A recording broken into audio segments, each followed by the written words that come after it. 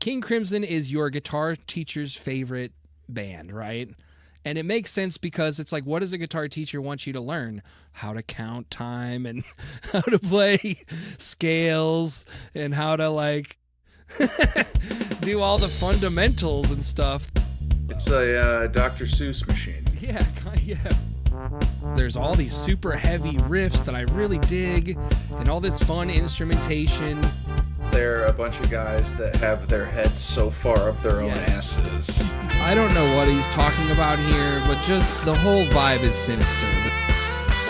Broadcasting live from Waldorf Studios, it's time for band practice, the only show where rehearsal is the show.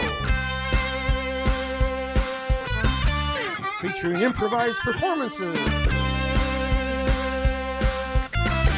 musical discussions, maybe a guest. So plug in and tune up because it's time to start the show.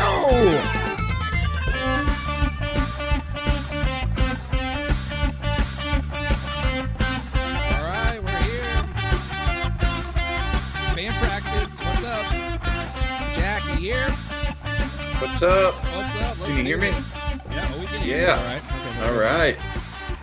I need to figure out a way to trail that out a little better.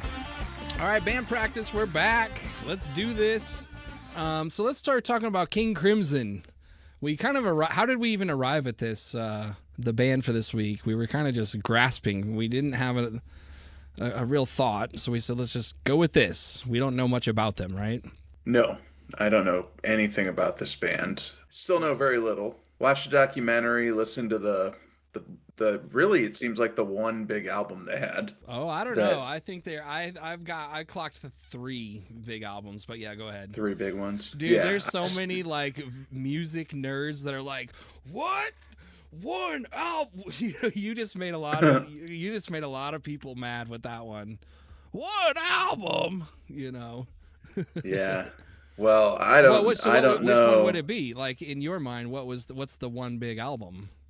The one with the guy who's got the screaming face. Yeah, okay. Sure. The 21st Century Schizoid Man, this guy here, right? Yeah. Yeah, that's the album. I think when we were talking about what band should we do, King Crimson, the 2 things that I said in that little chat were they've got that one album cover that like has the guy's face on it that I always see lumped into every like, Rolling Stone list or whatever. And then it feels like your guitar teacher's favorite band. You know what I mean? Like it's some music that everybody's guitar instructor that you took lessons from wanted you to check out, yeah.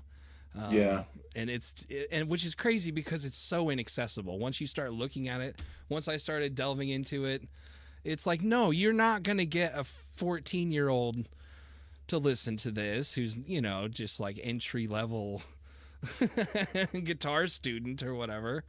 And that's kind of what my conclusion was, is that like, I feel like I like a lot of what this band is doing and I never want to listen to any of it. Like, I don't feel like I should never need to listen to any of it. I would never put it on, but I like everything, almost everything I hear. I like 60% of what I hear.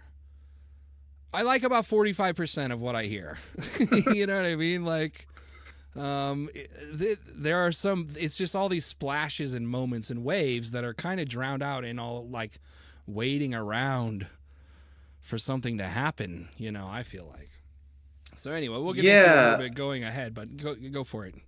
They also, they were talking in this documentary I watched, they were talking about how, a King Crimson song is never played the same twice.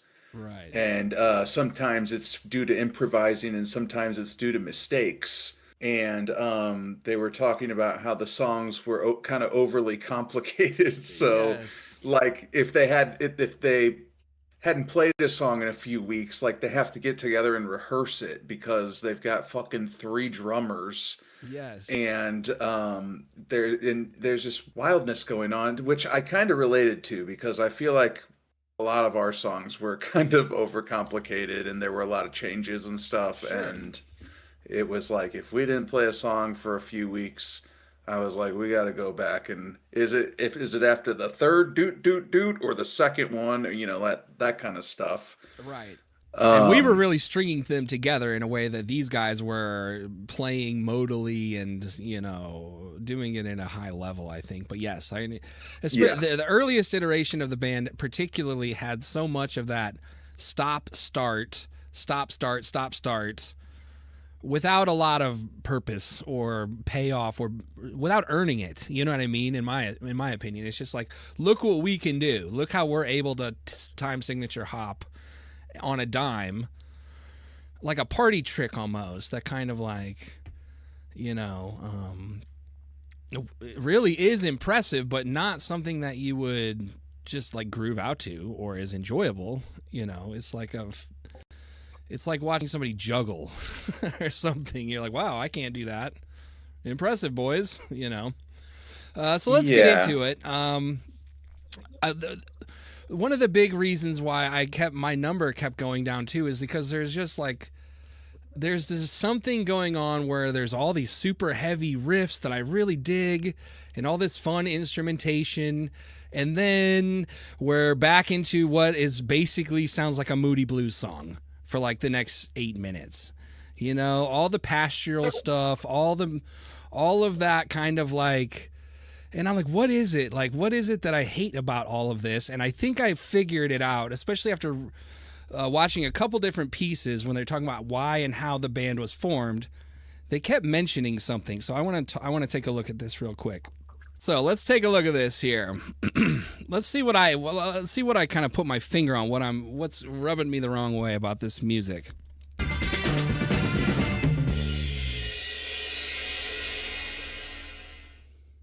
What do all these tracks have in common? Okay, listen carefully here.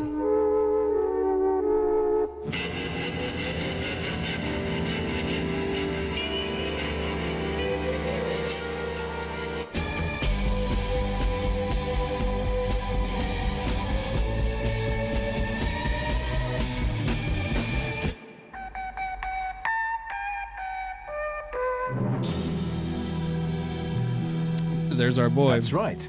They all feature the Mellotron. Okay. Is that what you arrived at, Jack? They all feature the Mellotron? No.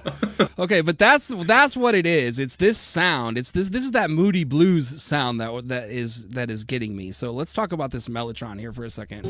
I learned a lot. This is kind of interesting. The Mellotron is a remarkable musical instrument.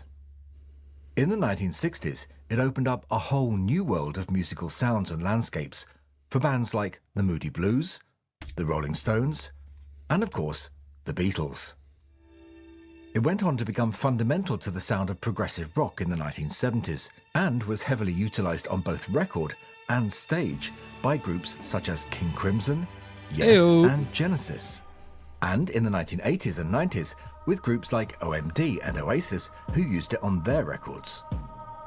Okay. It sounds like shit to me. Like, it sounds like it's a tape. Like, they're doing a tape. It's like an original synth or something where every time you press the key, it plays a literal strip of tape. And whatever's on the tape, and they just have it pitched, like, they have 32 tapes of the same sound pitched to the different keys. So it's it's like crazy. And that's why it sounds like a cassette recording of a symphony rather than a symphony, right? Yeah. Rings, rollers, like this thing is built on like bicycle chains and like it's completely manual or analog in that sense, right? Yeah. What a nightmare.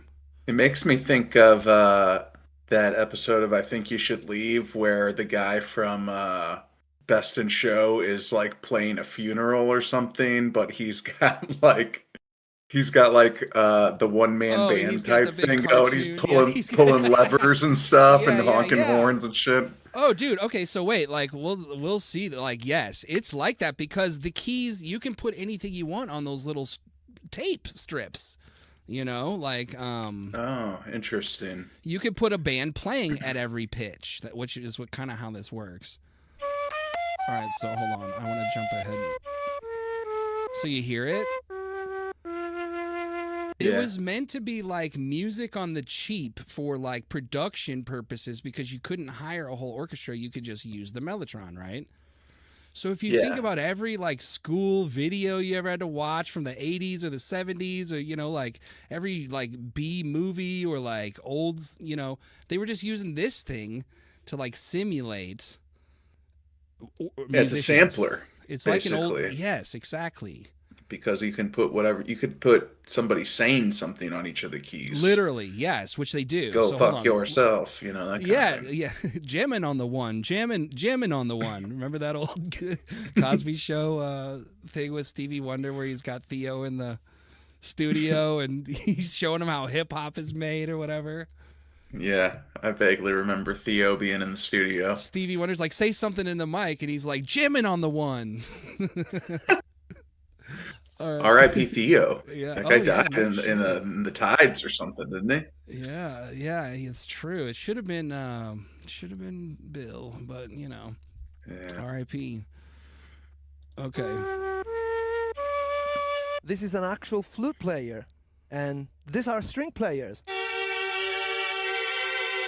and these are actual vocalists. So how does this work? I'm gonna show it to you.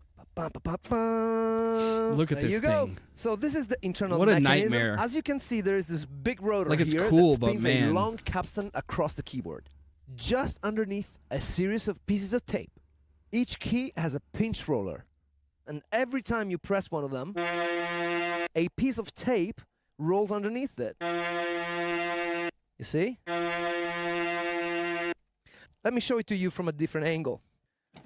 Right? So here are all the pieces of tape, and see what happens when I press the key, yeah? See? All right, we get the idea here. Yeah. Pretty cool, though. It's a Dr. Seuss machine. Yeah, for sure. And it doesn't sound that good. You know, but I guess at the time it would be like a marvel of modern, you know, science or whatever. Yeah, that's what we were talking about last week with, you know, the guitar stuff, the super cheesy overdrives and whatever. Right. Technology driving the stuff, right? And then this thing became obsolete, like, just very quickly later when actual synths and actual sampling became effective. Plus, like, think about it. There were people taking this thing on the road, and they were saying they'd have to take it apart and rebuild it every night because there's just no way. It weighed 500 pounds and had, like I said, bicycle chains and springs and solenoids and all kinds of shit, you know? Yeah. All right, so let's take one now. This last little look at the Mellotron, I think, is going to be a perfect intro to this band because when we were talking about Skid Row last week, we posed the question about what happens when why don't these rock stars, when they hit a certain age, why don't they start dressing like an adult or dropping the rock and roll aesthetic? You remember that discussion that we were having? Well, we learned with King Crimson, we learned what happens. These guys showed us, okay? What happens when they just become like accountants or whatever, essentially. Okay, so let's, and everything's very British. Everything we're getting into, they're all very British, you know, gents who talk about music in a very, you know, certain type of way. And we're going to get into it. So this is a good transition. Say that they're a bunch of guys that have their heads so far up their own asses that it's like I made my mistake with this band is I watched like the documentary before I listened to almost any of the music, and I was just like, I hate these guys. Yes, absolutely. I can see that too. And, you know, I understand it for sure. And listening to their fans talk about them too, it's like, you know. All right, so let's talk about the band and their origins or whatever. Like, from what I gathered, the band is this guy. It's this guy, Robert Fripp, right? He is King Crimson, right?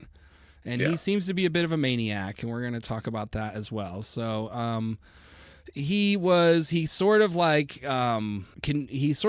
up with a couple of brothers. He's going to tell us about it here. In fact, he basically, they started with like a a very 60s kind of what seems like Monty Python meets Peter, Paul and Mary sort of like folk, thing that was happening in the 60s before they put on these electric guitars or whatever, The bass player, Michael was a drummer. They were looking for a singing organist. I was the guitarist who couldn't hold a note to save his life or anyone else's. So I applied for the job and worked with them for a month. And after a month, with my tongue in my cheek, I said to Mike, well, Mike, have I got the job? And he rolled a cigarette, a gold hole burner, Golden Virginia. Very slowly lit it and pulled on it and said, well, let's not be in too great a hurry to commit ourselves to each other. So we went to London, lived in abject conditions for nearly 2 years of unemployment, and eventually, over a series of changes, became King Crimson. And suddenly, overnight, the group exploded. Oops. All right. Because of that track, from what I can gather, right? That song was pretty much the one on that album that really blew the doors out. They have this story of kind of like they formed the band in January, and then by April they were playing, Wednesday nights at some club, and Jimi Hendrix saw them. Then by June they were headlining, Hyde Park in London or something. I always hear these stories of these old bands, and it's like, it's all time and place and like, whatever, but I always want to know, but really, how did you go to be headlining this festival after 3 months of forming this band or whatever? You know what I mean? Like, if I recall in the documentary I watched, something, it was weird, and like they, like 3 guys started the band or something, and then 2 of them like dropped out, I think before they even came out with an album. Yeah. And then this one guy was left to recruit a band, and he kept with the King Crimson. Yeah, basically, you're right. Here's they did put an out. It was like they had a 2 or 3 record deal. This Giles, and Fripp. This is the. That's English. And it's very. Can you tell it's like Monty Python or whatever? Yeah. It's like goofy, right? So Giles, and Fripp got a 2 record deal or something, or a 3 record deal, right? They put out this cheerful insanity of Giles, and Fripp, and it didn't do shit.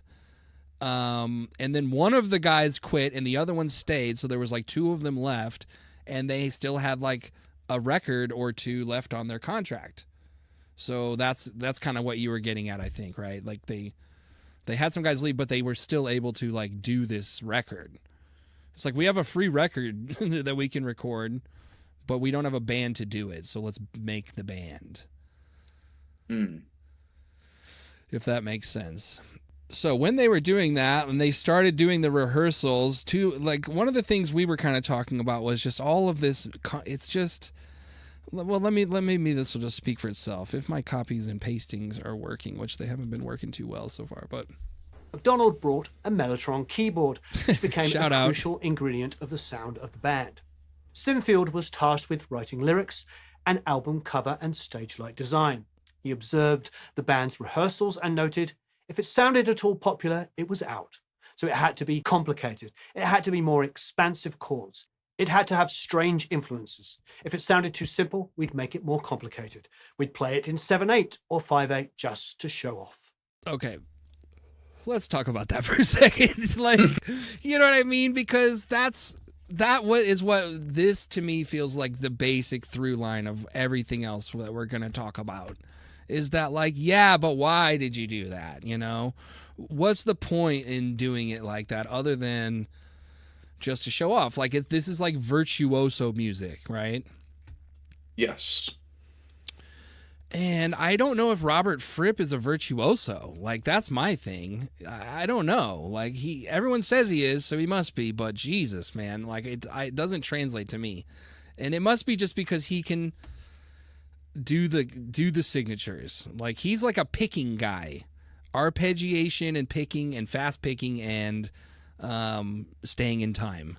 You know, I think that's why he's like a virtuoso. But it's like, it doesn't make it very melodic or fun or like interesting or worth listening to, a lot of it, you know. Well, he's never been virtuoso enough to show up on my radar for a Guitar Center giant poster. This is what I was saying. I think you need to be on Guitarist Watch, because this guy's got a bunch of like, he's got like a cross-picking technique that a bunch of people were talking about, Fripp's cross-picking technique. And he also has this thing called Guitar Craft, which is like a system that he's devised, which I want to look at a little bit later too. But he has his own tunings, like a bunch of stuff, and he's like, this is the new official tuning of the guitar. And, you know, it's like, it's got a C and I don't remember what the fucking strings are, but, and I guess it's like, because I can, right? Like, that's why, to show off, or we do it just to make it more complicated. His whole thing is just to go places where people don't go. I do think that that's one of the through lines of Fripp's kind of approach with his King Crimson thing, is like, we're never going to go a place where anyone's been. And so that's also why he's constantly firing everyone and rehiring the band, because you can't go new places if you don't have a whole new lineup, you know.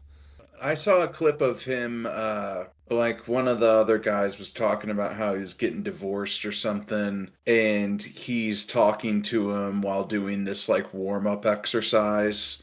Who, Fripp is getting divorced? Who's getting divorced? No, one of the other band guys. I think it was Jack Sink. But so anyway, he's telling him about how he's getting divorced and whatever. And you can tell the guy is just kind of showing off, like, look at this really complicated warm-up exercise I can do, but I'm having a conversation at the same time. And he's like, with this guy. Yeah, flexing. Yeah. I think he would flexing. do that. I think this is a what he guy was doing. who was into dominance and stuff like that, and like showing off in a way of like just to flex on people. And he's big on hierarchy. In fact, there's this thing he talks about. Let's listen to what he says. The first division is popular mass culture, colossal success, the police, things like that. He's talking about the division of music, the divisions in that any given musician can operate in, like the stratas. So he says the first one is like being a star, being like an icon. Second division is where one works professionally and honorably and earns a living. And the third division is arts and craft. I've generally enjoyed a civilized life at the top of the second division, which gives you, for me, more mobility than any of the others. You have access to the first division, you earn a living, and yet you can still go and play in the Minster. Whereas if you're in the first division, if you're a member of the police, or if you're Bowie, or whoever, you have more opportunities, but a lot more limitations. I prefer to travel light. So my way's better. Like, I could be a star, but I don't want, I prefer my better way or whatever, right? But do you notice how he has this, like, in his mind, there's, like, rules. Here's level A, level B, level C. If you're not at this level, then you're doing arts and crafts, which is super, like, condescending. Yeah. So it's like, what? So if you're not making a living as a musician, you're just doing arts and crafts or whatever, right? Like, so anyway, he's got all these like rules.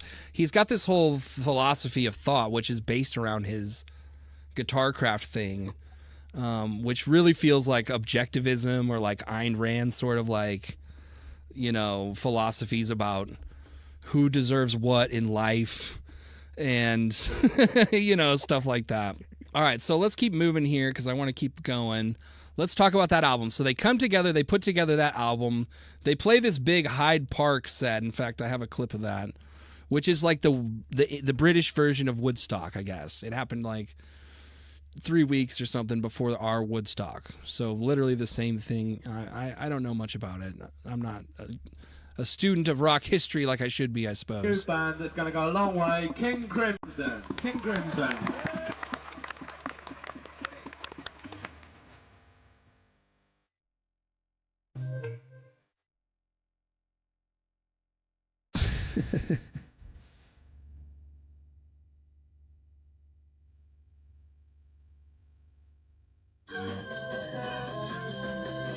So the story goes that Jimi Hendrix was jumping up and down off stage watching this. And he came over to Robert Fripp. According to Fripp, from his own mouth, he said, "Shake my left hand because it's closer to my heart." So they really wowed Jimi with this. And like this jam is like, I mean, I think this one earns all the chat. Like it's pretty good. And for 1969, I can see why so many people like took what they were doing and went in. It inspired so many of the best bands after this. You know what I mean? Yeah. You know, that's kind of like, well, you know, I was wondering, it's like, if are they the greatest prog band of all time, or were they just the first ones who taught all the others what you could do and the places you could go? Because a lot of them may not be worth going, but at least we tried it, kind of. You know what I mean? Or like things just get moved on. In this very song, you know, 21st Century Schizoid Man, like a lot of it is just like double timing sections and, you know, repeating things in ways that were just... They're not that hard to play. They're not that... If you listen to it compared to like an Humphreys McGee jam today, it would seem pretty rudimentary, but I feel like for the time, it must have been pretty wild, you know? Yeah, and it was in 1969, it was all about, you know, revolution and experimentation and shit. And they're, you know, skitzing out. Like that saxophone solo was just ridiculous. Yes. So yeah, I mean, I get it. I think it's probably one of those first mover things, just like with the Dr. Seuss machine or whatever. Yeah, like, yeah. The Mellotron. It was the technology of the day. This was like the direction that hippie shit was moving in. You know? Right. And it's a little harder than a lot of the... Way harder. Yes, exactly. Stuff. Like, yeah, because like... Well, and yeah, that's why you can hear almost like early metal and other things in it, you know, because it is so hard. That's what's appealing about it. You know, that's why I'm like, okay, cool, I like this. And then it's like, then we're doing Moody Blues, you know, 3 minutes later, you know. We're back on the Mellotron and we're back in the pasture, you know, and shit. And it's like, yeah, you lost me here, guys. Go back to that groove or whatever. Okay, let's talk about the album. So, 21st Century Schizoid Man. This the big album. I've seen it in 1,000 Rolling Stone, you know, lists or whatever. I probably mentioned that a second ago, but like, it's... Let's listen. This guy will give us some info. The album cover was the only painting he did. This artist, Barry Godber, who was a computer operator by day, was commissioned by the band King Crimson to paint what is now the iconic album cover. He painted the album cover by looking at a reflection of his face in the mirror. The cover art would go down in history as well as impact the sales of the album. A lot of people that would go pick up the vinyl was intrigued by this album cover and they would purchase it instantly. Really shows the impact of having a good cover art. Not only that, there was no name on here. They didn't have their band or the title of the album. So it was just people enjoying the artwork. That's interesting. Unfortunately, Barry would pass away of a heart attack months after the album release, so he wasn't really able to enjoy the success of the album cover he painted. Still to this day, this cover art has become one of the most iconic in rock history. Thank you. Well, if that's what he saw in the mirror. Yeah, right. not a huge surprise that he passed away shortly after. Yeah, yeah. All right, so then I found this on Reddit. They got a good Reddit on the King Crimson subreddit over there. Okay, so here goes a little. Okay, so you know at Halloween time, everybody's favorite is when the girls do the, you know, slutty police officer or the slutty, you know, waste management employee or the slutty, you know, whatever it might be, insurance adjuster. You get the trend I'm referring to here, the ages-old trend. I prefer to say that, you know, the sex positive. Oh, thank you. You're right. Actually, I thought slutty was sex positive, but you're right. The what would be a better way to say that? It's called slut shaming. So you can't. Well, I don't want to do that. That's the last thing I want to do. But so it's a sex positive woman dressed as a kitty cat. Okay, the sex positive police officer or the sex positive waste management employee. Okay, got it. So you get the idea. All right, so somebody did this sex positive Court of the Crimson King album cover Halloween costume. Man, look at those honkers, though. Come on, Jack. We're not here to objectify. Look at those sex positive costume chesticles. Okay. All right, anyway, I had nightmares about this, honestly. What is the necklace thing that she's wearing? It's probably some sort of King Crimson like ankh or a symbology that I don't recognize, but is maybe fandom or related to the lore of the band. There's plenty of that. You know, there seems to be plenty of band lore. In fact, that's a perfect segue here. Let's get it from the man himself. He's going to explain a few things. Oh, go ahead. Like Angry Orchard, didn't they have like screaming apples that were like a mascot or something? They look like this, yeah. I'm picturing Angry Orchard with this gal's like she cut it in a way that it looks like an apple. Prog heads at the brewery, and it's kind of our own little, homage to the Crimson King himself. Here goes some lore from the band. Okay, so this happens. They have this huge album, and then they tour on it for a couple years, I guess. And he decides, we're done. You're all out. I can't do new things with you bums. I need a new band. It sounds like it's straight from the Lizard recording sessions. No, dog, this is not. Dude, I am having a lot of trouble with these links. Okay, here we go. Like I timestamped a bunch of links, but they're not actually timestamped. All right, now let's take a second here. Here's him at the peak of his powers, post Schizoid Man, looking cool as hell. He's wearing that same necklace thing. He's got about 4 of them around his neck there. Look how cool he is. He looks like, God, who does he look like here? Any number of rockers, but that outfit is very Ozzy-ish, I feel like. Black Sabbath. Oh, yeah. With the Ankh cross and all of that. He looks like Warren Zevon or something in my mind, you know what I mean? Okay. So, again, when we saw him in 85, he looked like Ward Cleaver. From Warren Zevon to Ward Cleaver. To inspire him and lift his darkening spirits, he sought comfort and refuge in the music of Hungarian composer Bela Bartok. Great edit. In interviews around this time, Fripp talked honestly and sincerely about his growing interest in pagan magic and occult spells, specifically the ancient rite of pyromancy, the art of fortune-telling and fortune-molding through candle, colour and fire. Hell yeah. Pyromancy. The central idea of this millennia-old practice is that the fire flames emit vibrations and energy that can alter the mind and the world of its receiver. Different coloured candles are thought to emit different energy, and in doing so can help achieve specific goals and desires. Guiding Fripp on this mystical journey was the self-proclaimed White Witch Wally Elmark. You got it? Oh! Look out! Okay, so there's the White Witch. Did you catch this in the documentary, Jack? The part about the White Witch and the pyromancy? No. Okay. Much of the religious jewelry that he wore around this time. The two had been working on an album together that was supposedly to combine her spoken word poetry with Fripp's ambient heavenly music, Frippatronics. Are you hearing this?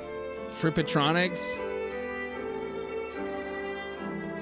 Elmark's observations during the band's US tour earlier that year suggest that she could sense an uncertainty within the Crimson camp, and that Fripp himself was in need of some Wiccan magic to rediscover himself before the band could be reborn from the flames. She could sense that he needed the magic. At this time was that his and Elmark's spells did indeed work, as one by one, new band members started to present themselves to him.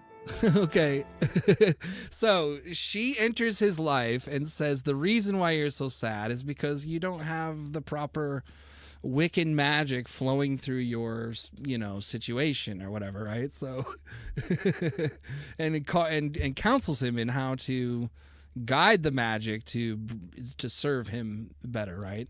And he claims that one by one, the force of magic caused him to not have to recruit these guys, but for them to come to him. You know what I mean? Okay, so let's watch. The candles, the pyromancy. The first sign of a new crimson light emerging from the shadow of the old was when drummer Bill Bruford finally accepted the offer to leave Yes and join Fripp in the new band.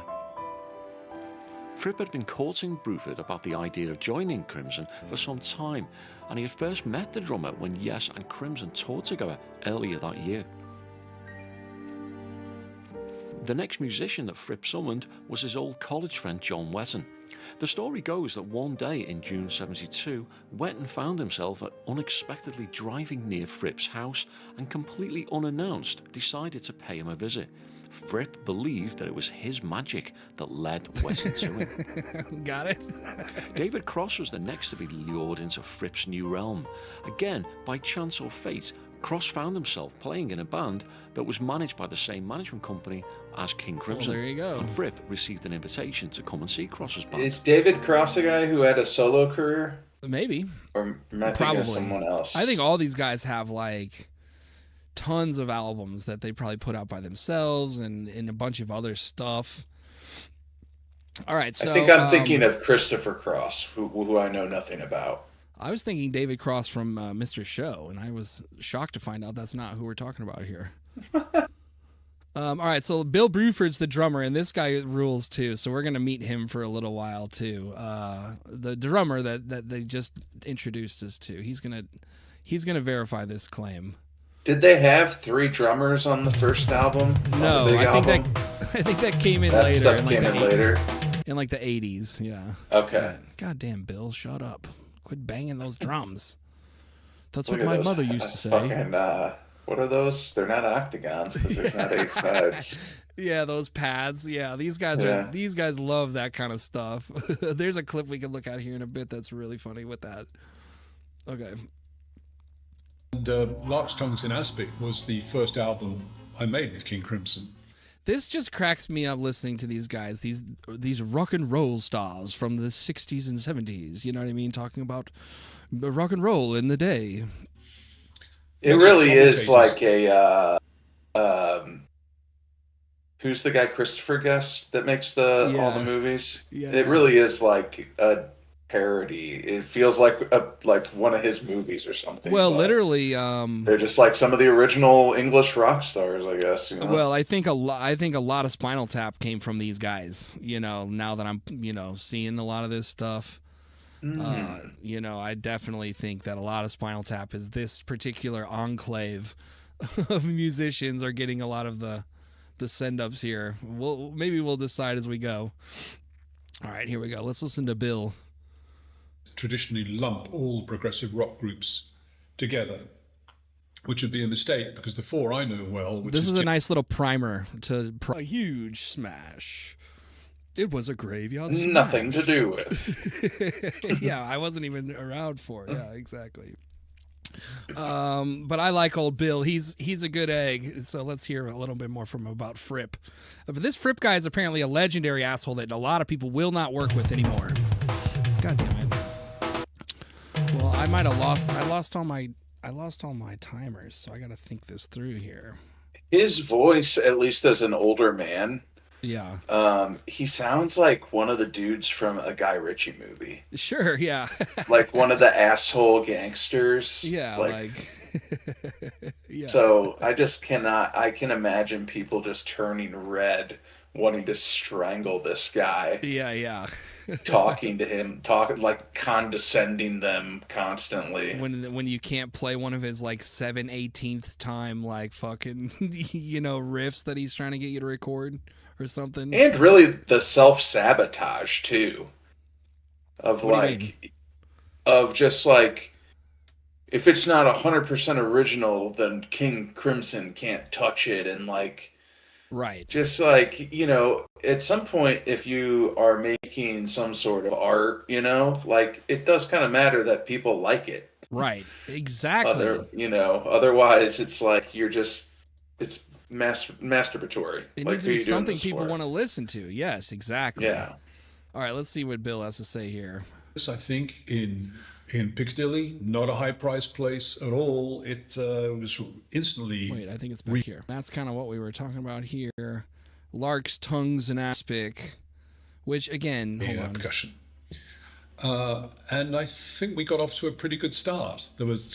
Okay, so Lark's Tongues and Aspic is like some album that this iteration of the band made. And the thing that everyone says about it is that the drums don't come in until the first 3 minutes of the album. You don't hear anything for the first 3 minutes. Isn't that novel? Isn't that wild? You don't hear anything for the first 3 minutes? And then when you do, and you go to like check to turn up your speakers to see if it's working or not, then it smashes you in the face with a big rock and roll riff.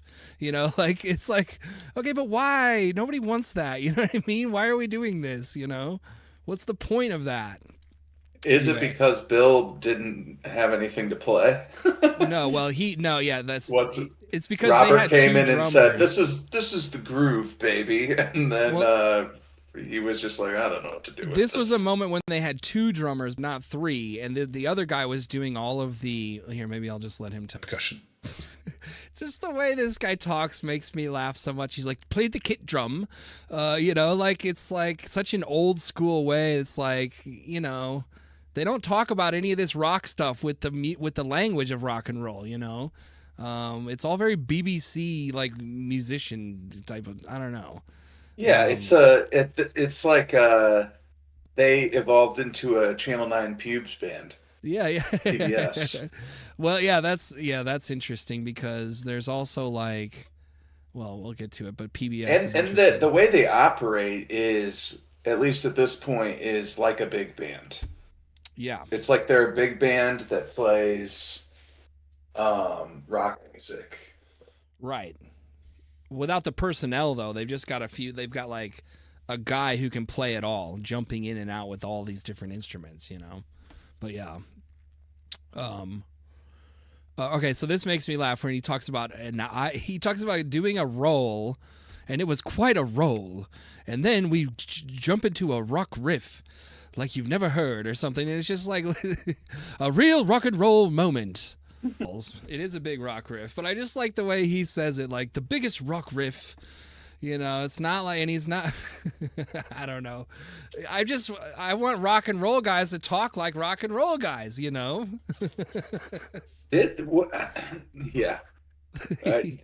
That's there's a lack of drug use, it seems.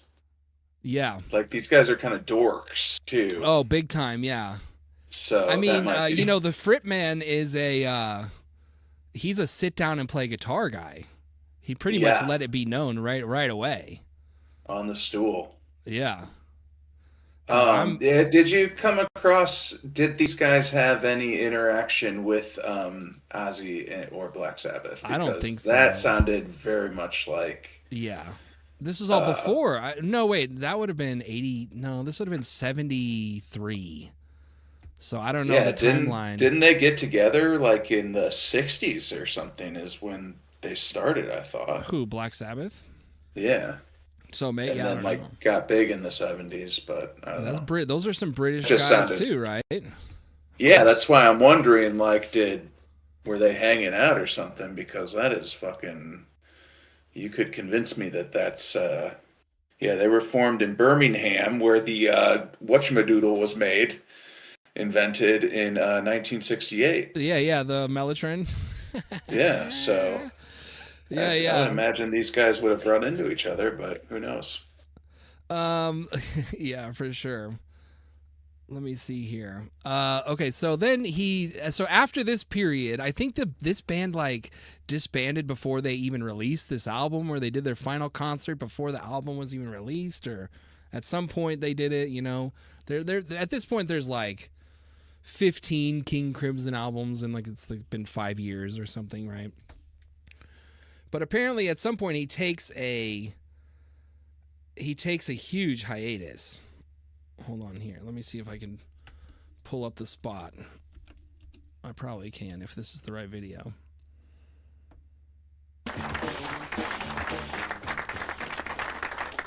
Hold on.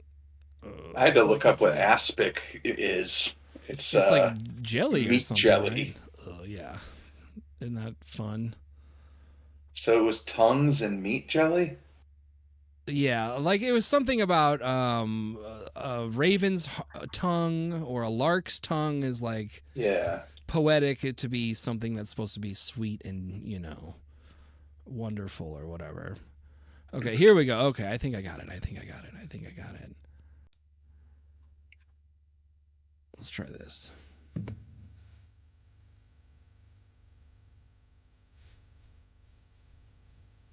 You mean the 80s here?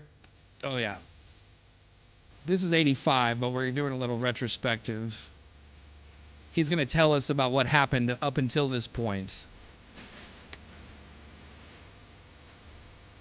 All right, hold on, though. As one moves from Wimborne to Cranbourne, you turn left at Bridgehampton.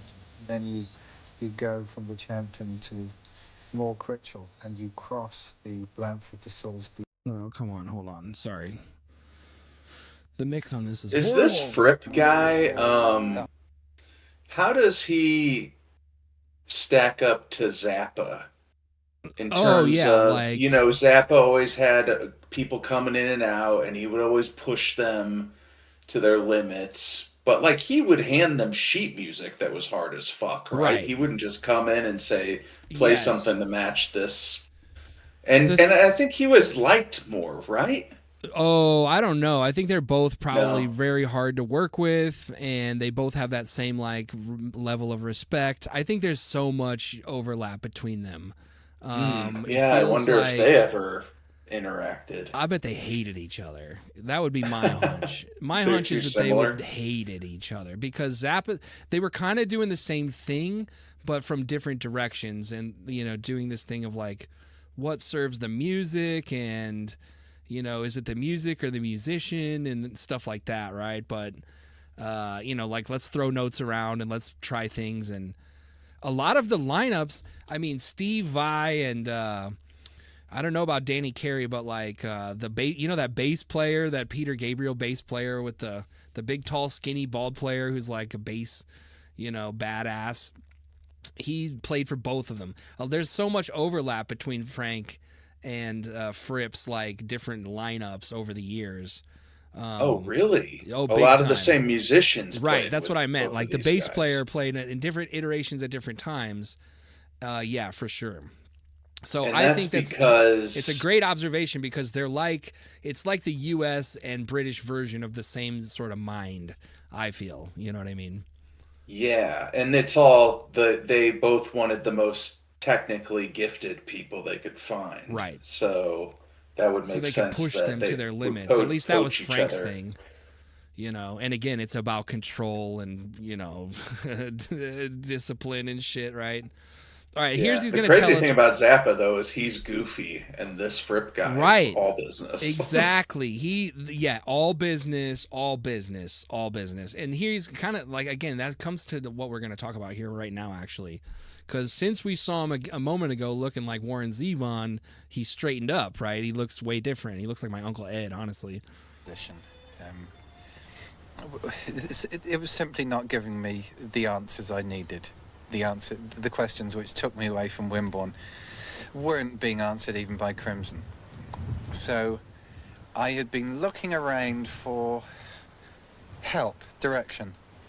And one Sunday night in Putney, in my bed in Putney, I read the second inaugural address of J.G. Bennett to Sherborne House, the second basic course at Sherborne House.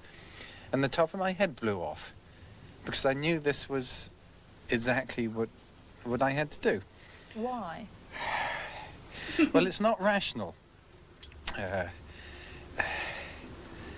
Part of me recognized something which all the rest of me had to go along with. And I saw, it's so difficult to talk about these things. I saw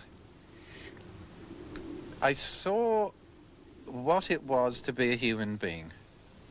And I saw that it was possible for me, as it is for everyone. But all right, so do you see how he's kind of embarrassed to talk about this, and he doesn't want to get into it, or he doesn't have a good answer for it? Probably because and did you hear how she was like, why did you do it? Yeah. Right. What they're referring to is when he gave up his rock and roll lifestyle to go and live on, I think, a commune of some kind under the instruction of this guy J.G. Bennett, who's like from what I can gather, an Ayn Randian sort of like objectivist, like sort of like thought criminal kind of guy, cult guy, who derives his beliefs from this other guy. So let's do a little learning about some beliefs here for 2 minutes. Whoops, wrong. So what is the fourth way? The fourth way is a term that is used to explain the teaching of George Ivanovich Gurdjieff, also known just as Gurdjieff. Gurdjieff was a Greek Armenian mystic born in the late 1800s, and he had a very keen spiritual search, and he spent 20 years traveling around the East and spending time in a number of different spiritual communities. So does this woman appear or speak like someone who frequently has to explain that she's not involved in a cult? You know what I mean? To her friends and family members, essentially. All right, so here's J.G. Bennett. Let's just get a look at him because he seems very evil. Yikes. Bad news. This is the thing that gives us confidence that we can play any role that's given to us, including the role which is... I don't know what he's talking about here, but just the whole vibe is sinister. The suit, the greasy hair, his British teeth, the children walking around in the grass. You know, there's just something I don't like about it. Yeah. So anyway. It's so much harder to check people on their bullshit back then. Right. You know? But it seems like people buy the simplest bullshit today. Well, and if you think about a guy like Fripp, now this is what we want to talk about, the ego of a guy like that, right? A guy who, you know, kind of thinks in hierarchical systems and builds all of these rules. Listen to what JG and this blonde, shill that he's talking to just talk about. He just said something about super potential or super something. Let's listen to what she says, because now we're talking about, now listen to the language and listen to what we're talking about and think about how it might attract a mind like this Robert Fripp guy. Potential. What do you mean by super potential? I mean that our ordinary faculties, our speech and thinking and so on, are not the whole of our potential. We have the possibility of other perceptions, as you know.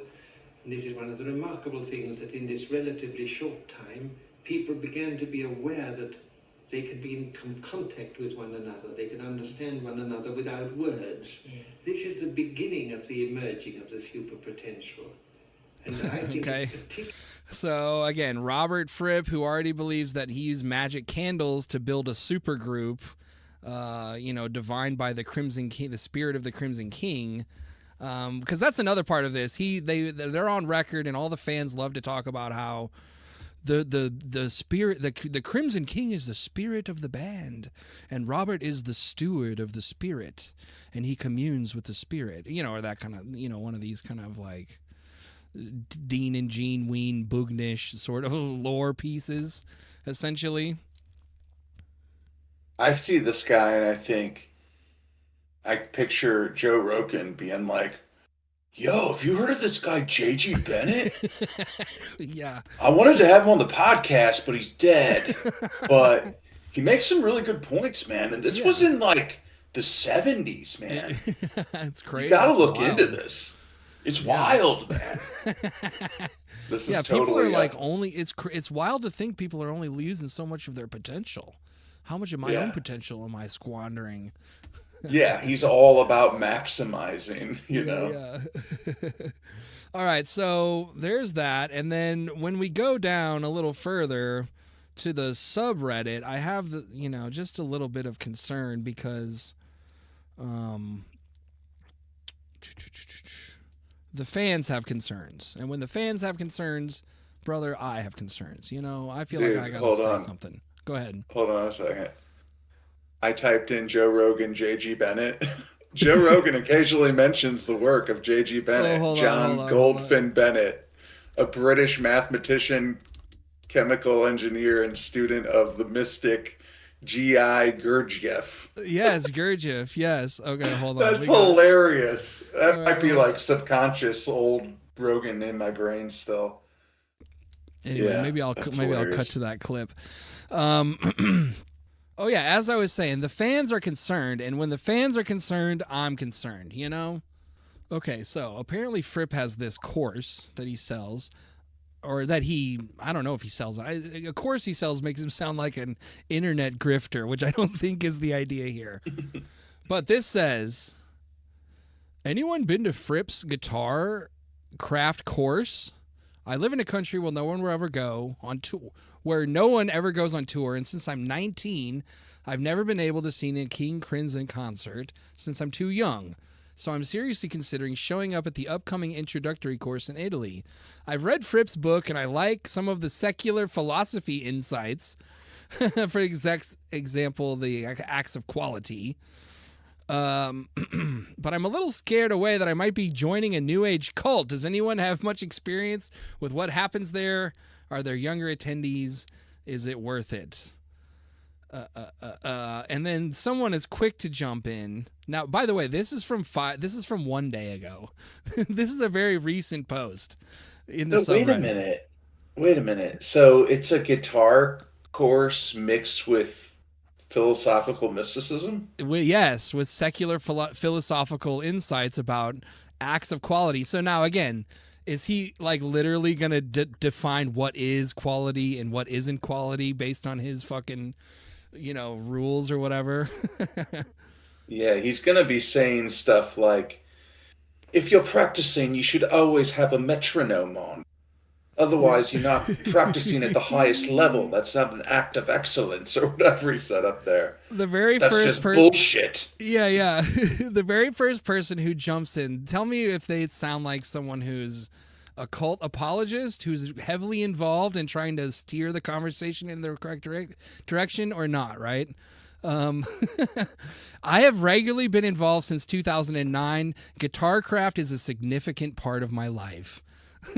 I understand about not being pulled into a cult. My experience is not, but it's arguably, and then they go on for 3 and 4 paragraphs.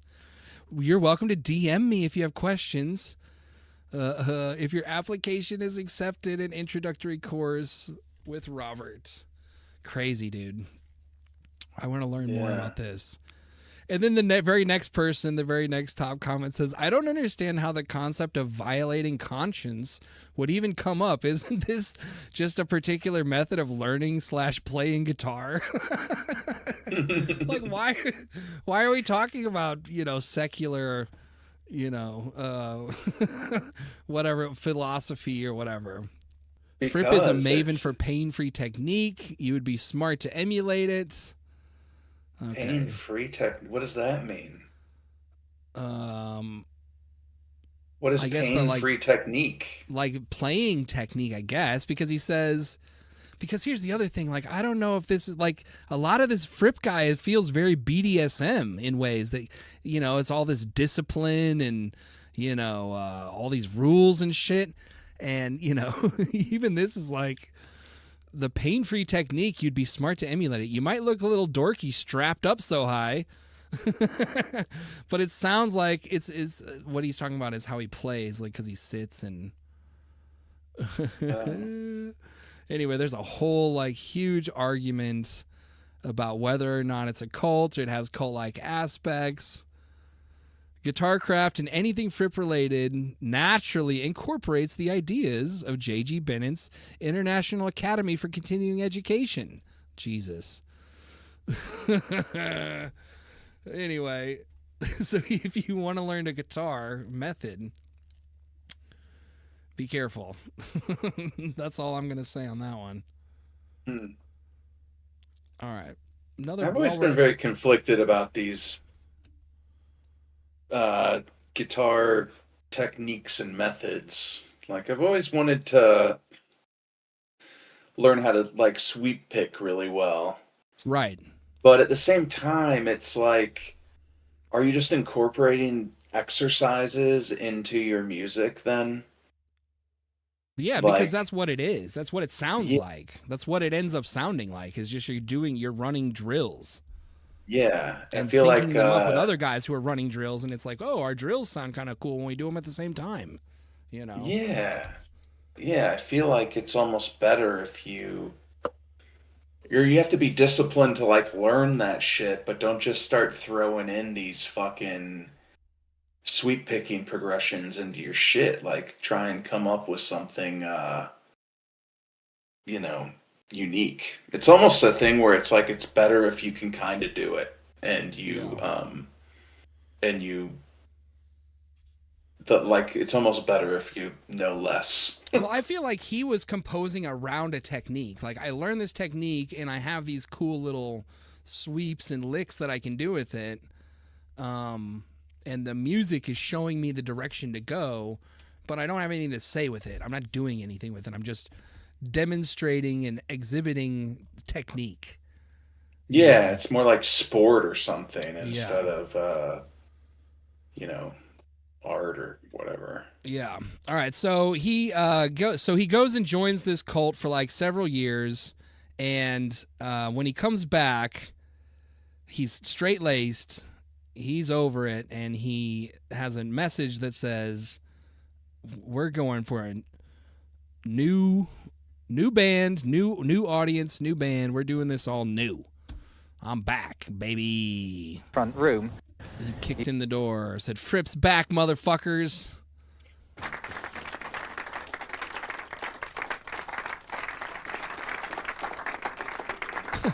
Look at it. Marketing conference. Good afternoon. It's time the King Crimson extended itself. We would like a new audience so that we can get away from the expectations of our reliable audience. New music, new audience. This is what you can do for us. Now, we have, I believe, a little taster of the left side of the King Crimson album, which is accessible. The right side is excessive. He's like Steve Jobs at like an Apple demo, like demonstrating the iPod or some shit, right? And doing his like press event and making his little joke.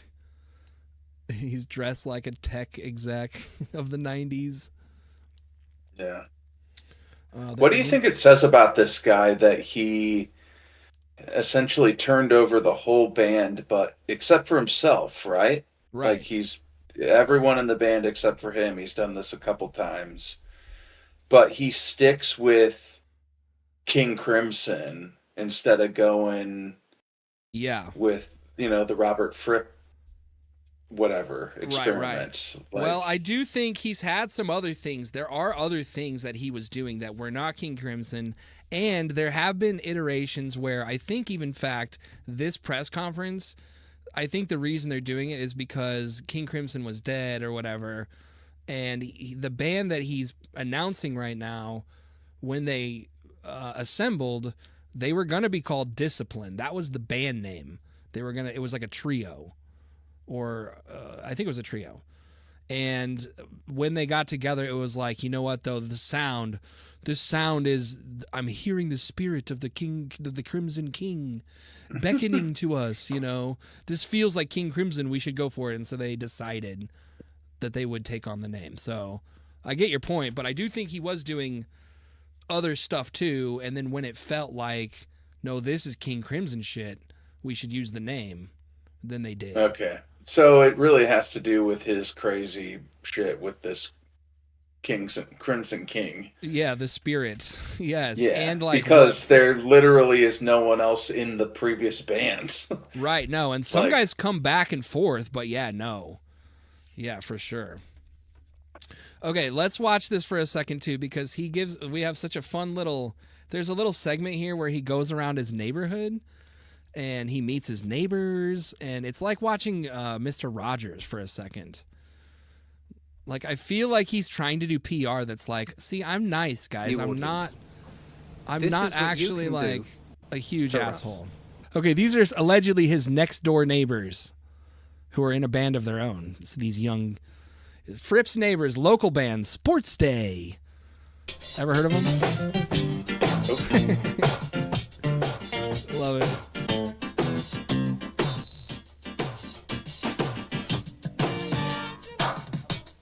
Excuse me interrupting, team. How are the spirits? Low. A little higher than last time. They're low. You've collected a few more rejection slips. Just a few more on the kitchen wall, really, you know. I couldn't bring my guitar in. It's in the studio with Robert. Andy's. We've got one you could borrow. Well, I'm downstairs in 10 minutes in the record shop. Dear. That's a new tune, boy. Mm-hmm. What's that one? It will be Sunday. We'll be going in the studio in a couple of weeks to record that one, so... Need a guitar player? Another guitar player? I'll give you a ring, actually, Robert. You let me know. See what I mean about it? Feels like Mr. Rogers or something. Yeah. All right, let's start steamrolling, because I know we wanted to be wrapped up by about this time, but we got all the fun stuff is all I have left, really. So maybe in a cult, the stiffest cult member I've ever met, I will say that. There's this whole other side of him, though. Like, everyone talks about what an asshole he is and how they don't like working with him or whatever, and he seems like a smug prick of legendary status. But there's this other side of him that we see when he's with his better half, Miss Toya, who is a pop star of her own. So remember when we saw that White Witch or whatever, and they were like, Fripp was working with Elvira to do her spoken word poetry with his arpeggios or whatever. Remember that little story or whatever, right? So like, I feel like the Fripp man is a guy who, with the right type of woman, you know, like that's all he wants is like goth dommy mommy to like tell him what to do, and like if she does, he'll like give her whatever she wants, baby. You know what I mean? Like, so let's watch him with his wife here, who's also a performer. All right, so here goes Toya, his wife, just for context.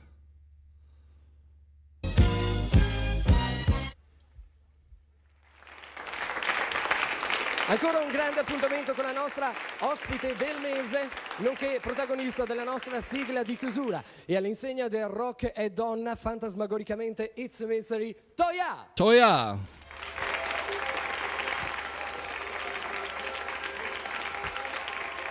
All right, this is his wife. That was made, honestly. I don't know. Because I don't see much more than this one song. Okay.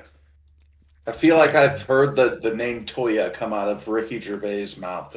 Maybe then. Yeah, so maybe she is more of a thing that we just don't know her over here. For people of a certain age. All right, here they are on some kind of dating show. When together you wrote a song called Freedom. Marry rules, marry names, marry food. Hell yeah. Very Peter Gabriel, who they were contemporaries of. And Robert, that music really did come from the heart. He's crying? Yeah. Oh my God. Oh, sweetheart, I love you. Well, there isn't quite. Let's watch that again. That's one of the most touching things I've ever seen from the coldest guy I've ever encountered. All right, the title of this video is literally King Crimson's Robert Fripp almost crying on TV. He's human. All right, let's watch him get touched and emotionally. It really did come from the heart. I fell in love with my little wife when she sang that. and I haven't fallen out of love with it since. Oh, sweetheart, I love you. Well, there isn't quite Hell enough yeah. sweet music in 1986. That jacket he's wearing is tough too. Look at that fit, man. I need know. that I was shit. just about to say it's like a Cosby sweater that they turned into a sport coat. Hell yeah, dude. I gotta get that. All right. So now, if you got a babe like that, you'll do anything to keep her happy. That's what I'm understanding here. So let's watch what they get up to. You know, an aging starlet doesn't want to leave the limelight. You know, she wants to stay on stage. She wants to continue to perform, you know. And if you have the means to do that, you'll help her out. Welcome to Toya and Robert's Sunday Lunch. Toya has described fracture as sounding like a mouse on caffeine tap dancing. 1, 2, 3, 4. So his riffs, her tap dancing.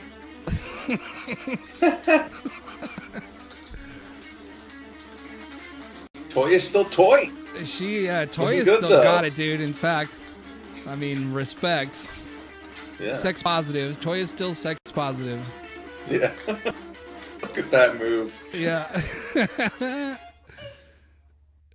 You know, she bounced crazy on that thing. All right, so here's from 7 days ago, because I was like, that one's from a while ago. That's, you know, this can't be the kind of thing they're always getting up to. All right, this is from 7 days ago. Toya. Oh, fuck. Yummy, yummy, yummy, I got love in my tummy, and I feel like I'm loving you. Love is such a sweet thing, a good Notice the chains and the leather he's got on. Yeah. These two get up to it, man. I'm telling you.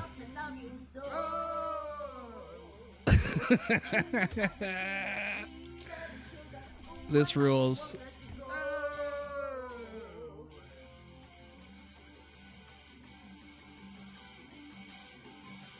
All right.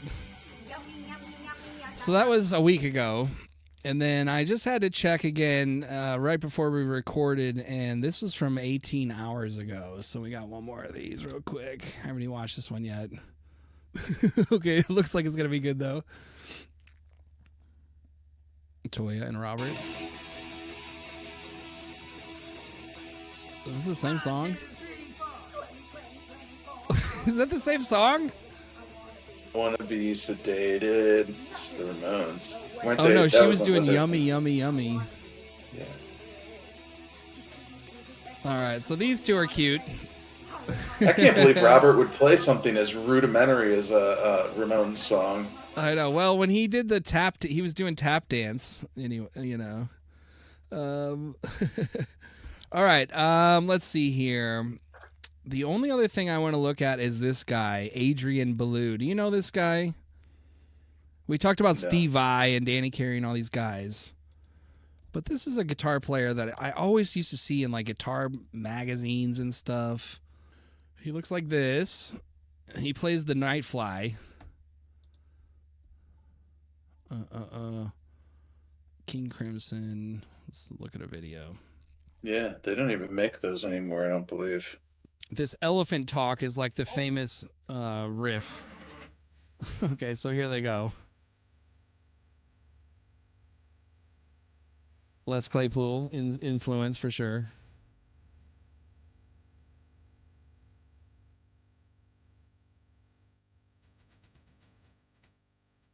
All right, so again, this was is like the 80s. This is the 80s, yeah. incarnation. That guy's American, and so is that guy, right? Yeah. Two of these guys are American. Yeah. Oops. All right. In fact, I don't know this guy from any beat guitar magazines, which is crazy because Oh, you're looking him up a little bit on your end too. But yeah, he doesn't look familiar. Okay. Well, I used to see him always in the ads and like the.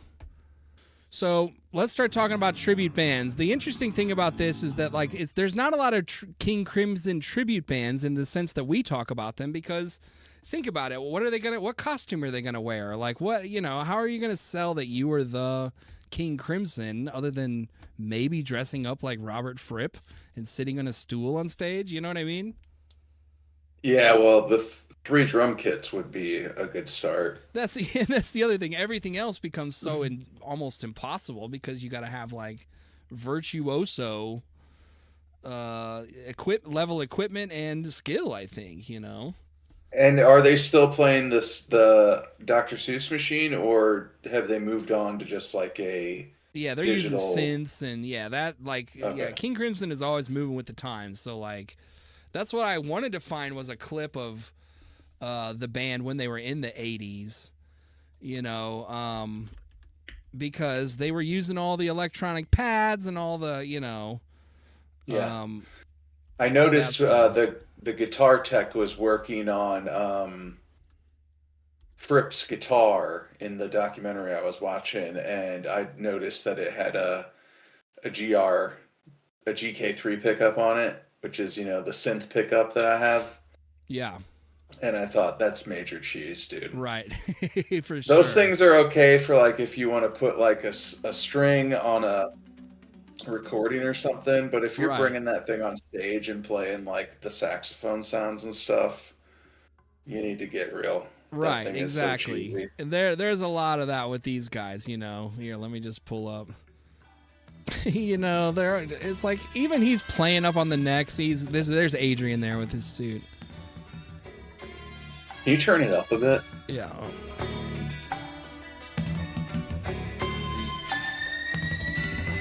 And I think he's playing some kind of guitar synth like you used to have. Yeah, that's definitely sounds like a GK3. Yeah. So there's Adrian. All right, there's the guy. Anyway, he's kind of a fun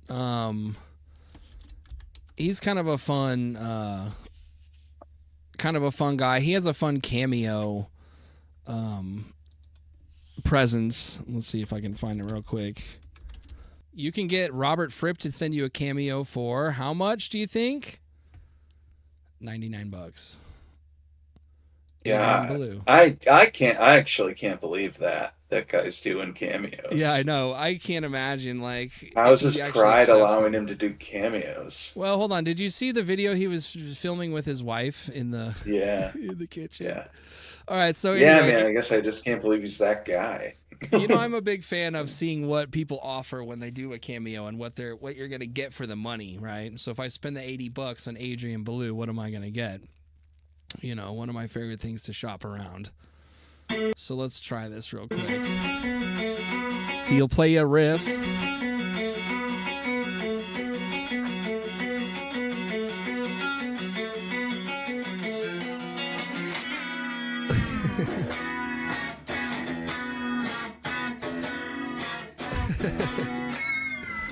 Hell yeah. He'll give you a couple of his moves. Happy birthday, Paul. So it'll be like that, right? And, let's try another one. Okay.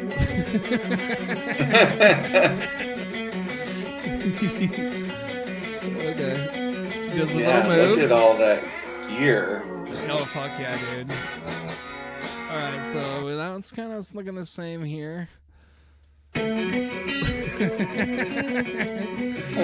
Now, I'm kind of wondering if people get to pick the riff that he plays for them, and that's just what everybody wants. You know what I mean? He's got a guitar for every day of the week. He's got what? He's got a guitar for every day of the week. Yeah. Really every day of the month, probably, but... For $80, you get to pick which riff I play and which pedals I press them on and which Parker Nightfly that I use to play it. All right, so anyway. Oh, there's something different. Dude, we got to get on Cameo. That's what I'm learning. All right, so there's Adrian, and then I learned something today from him. A little travel tip that I'm going to take with me from the A-Man. All the times I've gone to Europe, I've loved it. I love to go walking around in the various cities. Maybe look into a museum or something. And if it's a day off, I look forward to having a delicious dinner. They have so many great places to eat. All right. Love that. Good travel tip. If you're in Europe, you know, they've got museums and places to eat. What the fuck was that even from? Is this a YouTube clip he put out there? His official channel, because Beat is on tour, so they have to do some kind of like promo. You know, he's like scraping the bottom of the barrel of what he can say. Because, you know, all musicians now, you have to do your own, literally your own promo where you get out the phone and be like, hey, St. Louis, we're coming to Pop's in Sauget in July or whatever. And you have to like stand in the hallway and then have your, you know, bass player pop his head in the middle of the clip and say something. And you have to do a little gag or whatever. And they make you do all that. Or you have to, basically, because no one's left to do it for you. No one's coming to save you, you know? That's pretty Not even Adrian Belew. I like to walk around town a little bit, and you know what I really like to do? Get a nice dinner. Yeah. Ooh, baby. If they have good places to eat there, you know, in Europe. All right, let's get to the interesting thing about the tribute band, as I was trying to segue earlier, is that there was no tribute band, you know. Oh, no, sorry, that's not true. What I was going to say is that these guys, see this beat? This beat thing is the tribute band. This is the tribute band, but it's all guys that used to be in the band. So, like, Fripp is at home in the kitchen filming, you know, TikToks with his chesty wife every Sunday, and doesn't go on tour anymore, from what I gather. But all of the former musicians who are still like up for the road are touring as Beat, who play the official songs of King Crimson. They're like the official tribute band, designated by the band. You know what I mean? Adrian Belew, Steve Vai, Tony Levin, Danny Carey. So it's like they're not tributing the band by dressing up with them, but they are, because they all used to be in the band. Danny Carey was in the band? Yeah, at some point, and Steve Vai? Yeah, which, I mean, doesn't this all make sense? All these time signature guys, like Tool is like nothing but time signatures, right? Yeah. So the fact that these guys have their roots in this band makes total sense. Because that was like Robert Fripp's whole thing, was just throwing time signatures around, it feels like to me. Those guys didn't make the band member list from the Google, but I mean, I guess they had like fucking 50 guys in the band. And I think there was But how did those two guys not make the first page of the... Well, there was a heavy shift, I think, from the band's like evolution. Like the first half of the band's, like the first 25 years or whatever, was more record focus. And then the second 25 years was more live performance focus. And so like those guys would, like, they were probably on a bunch of live albums, but they're probably not making the Wikipedia. Does that make sense? Yeah. If you one clicked says on individual Steve Vai was never an official member of King Crimson. However, he joined Beat. With the band formed with Robert Fripp's blessing. Yeah, That's right. surprising. That's what I mean. That, like, this is a tribute band that has, it's like the officially sanctioned tribute band of King Crimson. He's doing the thing you were talking about before of like, well, why do you have to keep yourself in it? You know what I mean? Why are you the only guy? And it's like, well, now he's not. But they're not King Crimson, I guess, but it's the music. But they have the official license to the music. Yeah, I mean, it might make sense why Danny Carey and Steve Vai would want to do this, because, well, Steve Vai probably doesn't have much going on, but Danny Carey, because that, you know, it's like so technically difficult that it probably is fun for them. Right. Totally.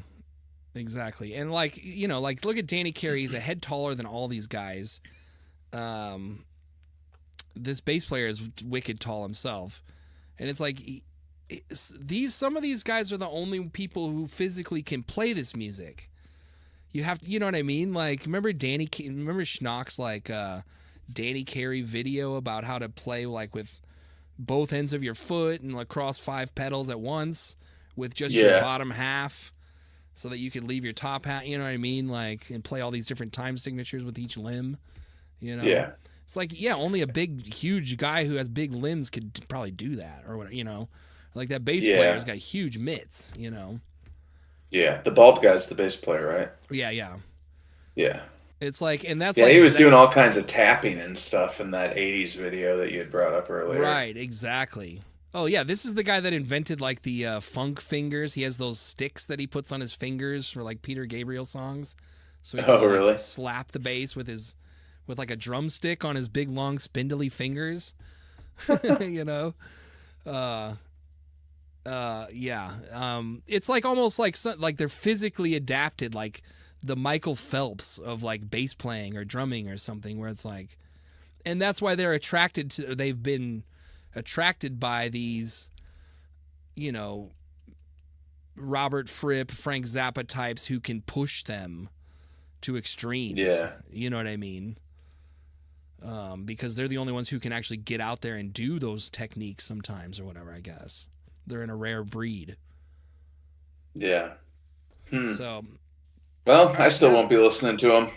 Let's take a couple minutes just as we wrap up to see, because we got to hear some of the music. And here's what I was trying to say before. King Crimson is your guitar teacher's favorite band, right? And it makes sense because it's like, what does a guitar teacher want you to learn? How to count time and how to play scales and how to, like, you know, arpeggiate and pick and do all the fundamentals and stuff that, like, isn't as fun as just ripping and roaring with, like, when you just learn rock songs or whatever, right?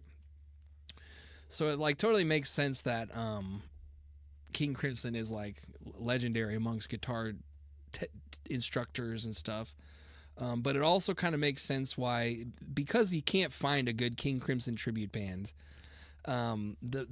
what you do find is School of Rock replacements. The only thing out there is just rock school versions of these songs. You know what I mean?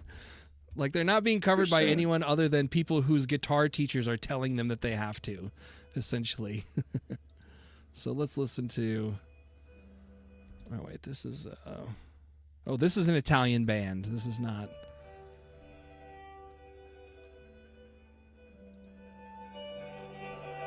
And again...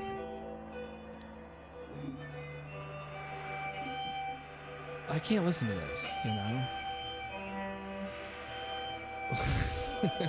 Let's give him a second. Can you turn it up a little bit? Yeah.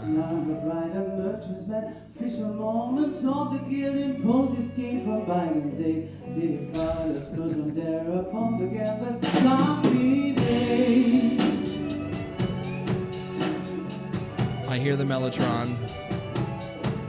Alright. But I don't know any of these songs. Like, they don't stand out to me enough to, like, recognize them, because I don't know the catalog that deep. Whoops. Let's try a different one here. That one didn't sound very good. Here we go. School of Rock. It's interesting that this is the actual official corporate School of Rock YouTube page. And so these must be the best School of Rock students in all of America who have been flown in to do this, like, press video for the company. You know what I mean? Yeah. It's like, if a dad sees these teenagers playing King Crimson like this, they will send their kids, you know? Yeah.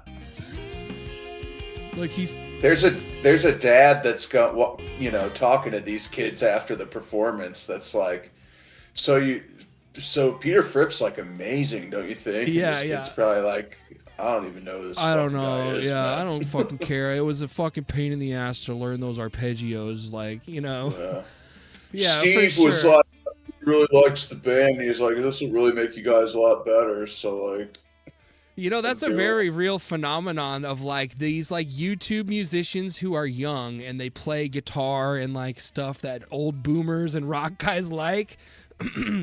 They end up taking over their, like, social media presence in ways that are like not desirable for the kid who just wanted to like build a page and not have it overrun with like old white guys who love fucking Guitar Gear or whatever. You know what I'm saying? Like, I saw an article about this like teenage girl who plays the blues. She's like a YouTubing blues lick guitar girl. Yeah. I know that gal. She's like got blonde curly hair. Yes. And there's always dudes perving out on her, so she like ditched her channel.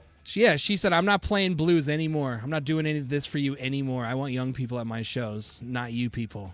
Not you old fucks who are like doing like Greta Van Fleek, like, you know, like boomers celebrating of like the fact that they're, you know, young people are doing this old thing I like or whatever, you know. Yeah. It's like your enthusiasm is not helping.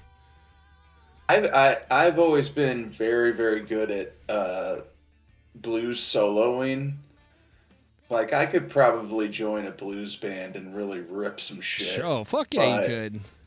But I just hate the blues. Yeah, exactly. I hate playing the blues. It's like whenever you were in college trying to make friends that also played guitar and stuff, you would do the typical blues. Right. What is it, 1-4-5 or whatever? To take us around 12-bar blues. Yeah, the 12-bar blues, and it's just like, this fucking sucks. We're all playing it because we all know it. But we're all playing it because of, like, there's one person here who's not good enough to, like, do anything but this. Usually is how that happened, you know what I mean? Yeah. Because there's one person involved here who can't really hack, who can't really go, and so we have to fall back on something that even a baby could play. You know what I mean? And then also the situations of like, well, I like grunge music and jam band music, and you like super heavy metal. So you don't know how to play any of the stuff I actually like, and vice versa. So we'll play the 12-bar blues. Yeah. Right, so exactly. I get it, man. And it's just not satisfying, you know? It's just like, why, but why? You know what I mean? It's like saying, let's go to the park and play horse.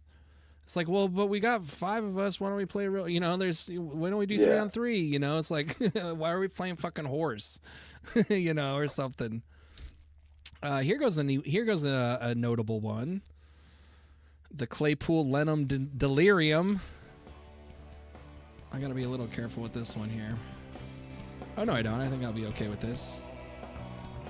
But again, obviously, like, that's the thing. King Crimson, I appreciate the fact that all of these guys I do love got so much out of you. And now I don't have to listen to it because they did and made something that I do like. You know what I mean? Yeah. And I get how that guy is one of the grandfathers of prog guitar. Because his whole thing is that just constant movement, constant arpeggiation and whatever, and then, you know, working into chord progressions, but... Constant change, too, yeah. It's like math rock kind of shit, which is not the funnest stuff to listen through, too. Yeah. But, you know, Humphreys McGee might not be around if... Right, exactly, yeah, like, we wouldn't... Yeah, exactly. There's so, like you hear, I listened to a lot of it when I was driving down to Tennessee and back on Sunday. I pretty much listened to King Crimson and then some stuff about them, like all the way there and back. And the albums, you know, have so many moments where I'm like, yeah, let's go. And, you know, it's like listening to a Frank Zappa album where it's like, oh man, this is really going. And then it might go off into space. But when Zappa goes off into space and is really pushing limits, it still has a bit of a backbone. It still has a driving force. It doesn't fall back into fairyland and pastoral Mellotron, you know, moody blues realm in a way like that, you know, just I can't hang. You know what I mean? Like, it's too herky-jerky with all of that, essentially. All right, think they were actively talking about not wanting to sound like the Moody Blues in in that documentary. But I want to use my Mellotron. Then with just the Moody Blues. Yeah. You know, you got to push it. All right, let's do So two I more things keep here, everyone just to kind of shake things up and get out of here on a note that we do. There's a couple things, so we like to end on one good cover, right? And that's kind of been the trend we've been doing lately. So before we do that, let's watch one other thing just as a palate cleanser, and then we'll get out of here. I know we're pushing longer than you wanted to. You love King Crimson, don't you? Oh, so good, Kareem. Court of the Crimson King. Oh my God, Howard. God, that band. Can I do that for you? I'd like to. They just You go ready? out of their minds. Check this out. You're going to be impressed.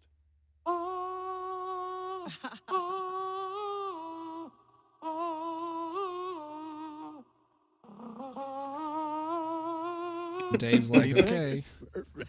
Brilliant, right? Listen, the best part was your expression. That's the part that made me the happiest.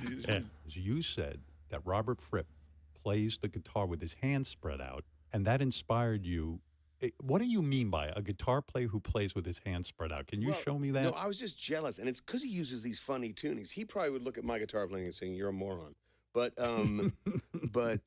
yeah, he definitely would. He has these weird tunings, so that he ends up playing in this very sort of formal way, and then makes all those crazy noises. But he plays kind of like this, and then there's quite a few.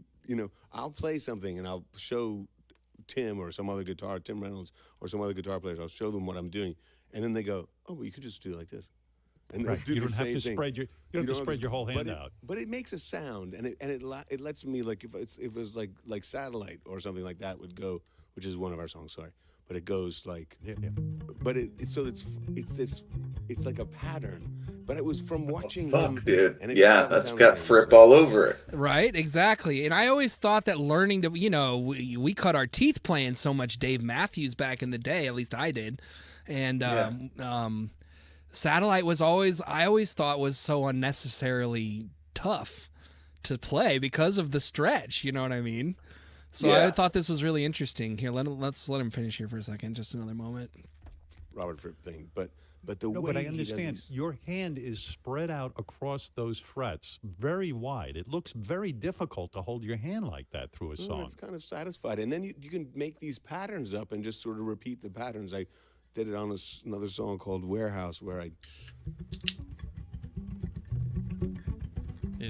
but I don't need to do. There's probably an easier way to play it, but it's sort of satisfying to. And anyway, I was just trying to imitate him, and I was also ignorant. The combination. That's kind of exactly what I was talking about earlier, though. Okay. With I always wanted to learn sweep picking, like the right way, and all these different exercises and stuff. But it's almost like Dave is like taking the shortcut and just like, I'm just kind of trying to imitate the guy. And there's probably a technically easier way to do it, right. But the less I know, it allowed me to come up with Satellite, right? And which is like an all-time great Dave song, and absolutely. it's kind of like the ignorance almost makes a listenable song easier to come up with. Yeah, because it's confined within some constraints that were either self-applied or applied by the technology or something, but like in his case, through this desire to do this certain technique or just to have an approach like the guy he admires, Yeah. And by the way, the great pause frame on Dave here. He looks like he's hammered, and Fripp's wife just came in the room with a particularly low cut number on. I'm ready to cry. But anyway, I do like the way he said that it's more satisfying to play it this way. Like, I like the feel of this, like the way it responds under my fingers, as opposed to if I played it up here with the open strings, because that's how I feel on bass. Is like, yeah, there's these ways, but like I like to have a grip on the note and on the, like, you know what I'm saying? Like, I don't like messing with a lot of open strings because they'll ring out in ways I don't have a grip on them. You know what I mean? Like, they get a little untenable. So I always kind of prefer to have that satisfying, like, kind of grip on the note in a sense, Yeah. Which I thought was interesting to hear Dave say. Yeah, open strings versus playing up higher on the neck is totally has a different vibe. And totally. It's like more you dangerous, said, I rings. think. Yeah. You got to be more precise, have more control. You have to be better at it. You can't, you know what I mean? Like Dave also is saying is that like that approach is a cheater's way for a reason, Yeah. All right. So, I thought that was pretty interesting. Not a lot of funsy fun stuff with these guys because they're so serious about everything. I mean, until I found his wife's YouTube page, that was pretty silly. Let's go with one last good cover. Wait, really not a lot of like good drama with these guys either. It's just kind of like the one guy was an asshole and he turned the whole band over if he felt like it. Right, and it kind of feels like everybody that he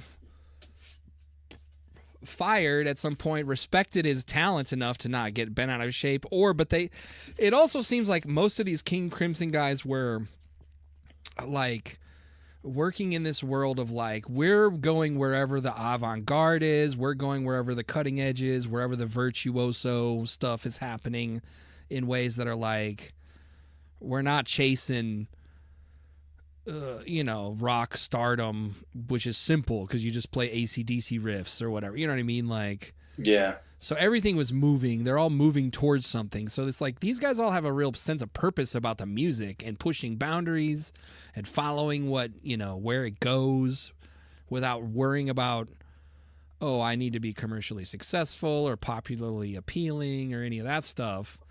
But that's the bottom line of it. It's like, that where we started. I don't want to listen to any of this. You know what I mean? Most of the time, I don't want to listen to it, and I don't want to hunt and peck through 3 minutes on either side of a really fucking awesome riff, or a really tight section. All of the frillery and the tingleberries or whatever the guy was talking about, like all that shit makes it a no-go for me, Yeah. Like, I like it in clips. I like hearing someone procure me a bunch of highlights, and I go, yeah, that rips. I approve. And if I will probably revisit some Skid Row, but I probably will not dive too deep into King I don't Crimson. see the purpose because of all the other... Like, I would rather listen to Dream Theater because it's like, okay, well, that's where those guys listened to King Crimson and then they went to the next step. They took it somewhere. They're not just doing double times and, time signature tricks in a way that's not, it's like, to me, it's like watching special effects from the 70s and 80s in our 4K high def world. You know what I mean? Like, they just don't hit. Yeah. Like, yes, I can see why simpletons back then got scared that the train was going to run them over in the theater the first time they saw it. I get why it happened, but it's not going to make me react like that. That's kind of how I feel about this band. And if I want something fun that's, King Crimson like virtuosity, I will listen to Rush. Yeah, or Zappa, yeah. Or Zappa, yeah. Exactly, yeah. Exactly. Or any of the bands that a bunch of these guys are also in that are probably just a little more pop sensible in a way, a little more appealing. But like it's like when Fripp did that press conference and he was like, the left side is approachable and the right side is excessive. Yeah. Accessible, I mean? Excessive. Yeah. And I don't have it, and I'm not going to dig it up, but there was a clip that I did grab in one of these videos that was like a fan-made video, and he does this little stop to be like, it was a legendary track. I think it's actually that moment we were talking about from Lark's Tongues and Aspics, where they waited 3 minutes to just tinkle around until the riff and the drums actually come in 3 minutes into the 11-minute track or whatever, right? And just talking about that idea as like novelty. It's like, can you believe they made a song where we didn't even get started until 3 minutes? And he was like, that's a track that I would often put on for my friends to see their reaction and to give them a sense of the kind of things that I listen to when I'm feeling insane, or you know what I mean? It's like, it's like people who like this shit too much, they're into patting themselves on the back about how they get it and we don't. You know what I mean? About how they like the complicated thing because it's complicated and nothing else.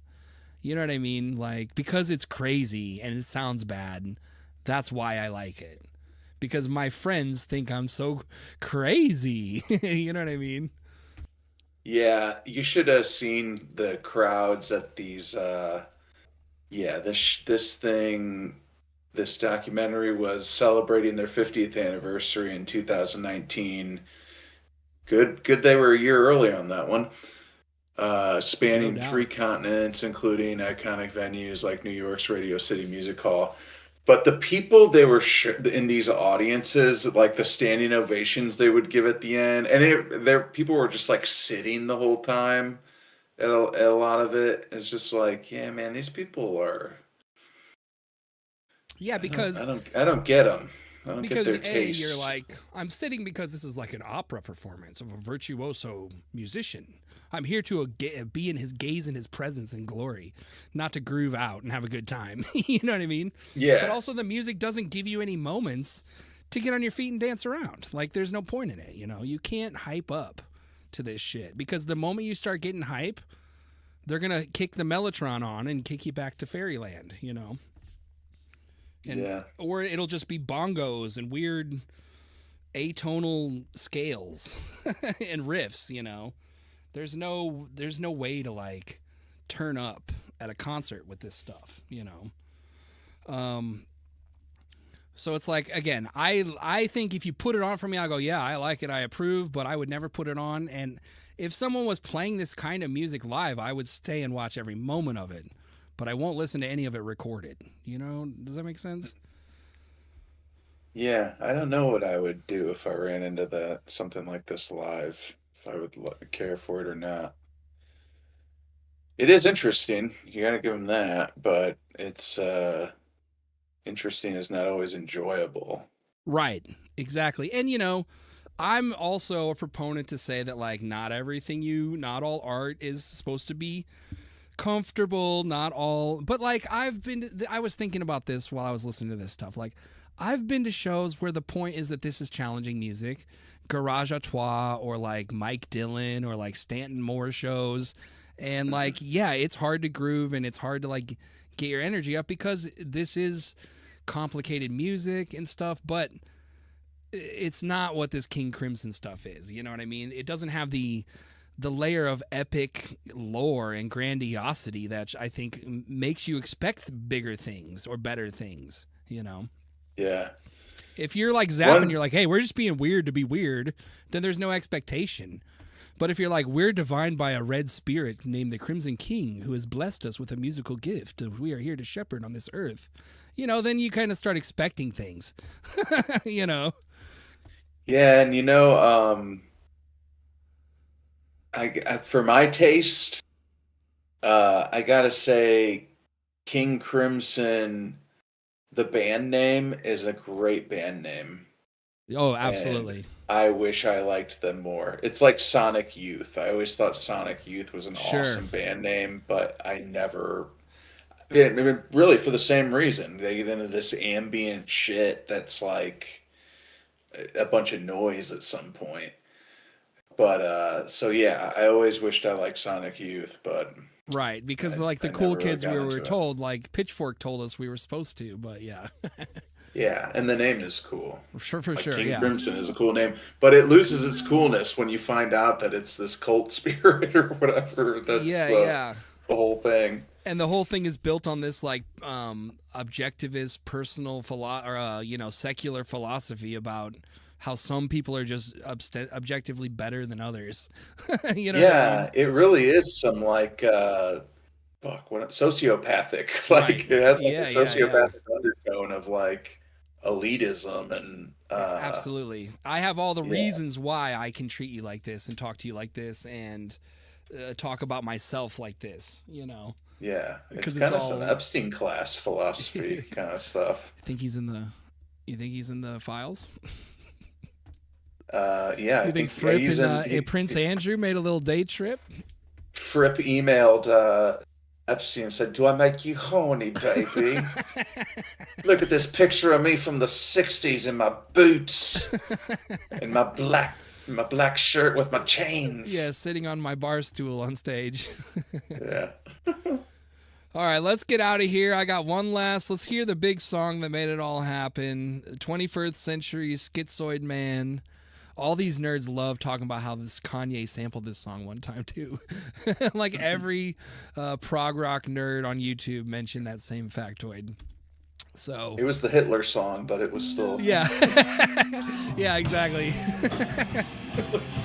All right, great riff, great rock tune. Needs the horns really to sell it, but here goes some children playing it.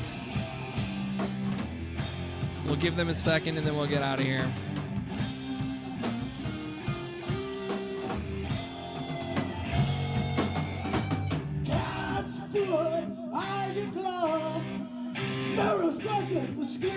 Pretty good job on that vocal.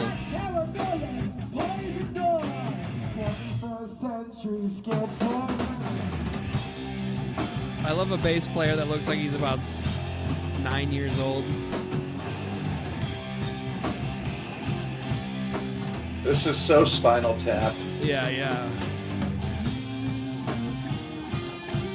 Yeah. It makes me want to like...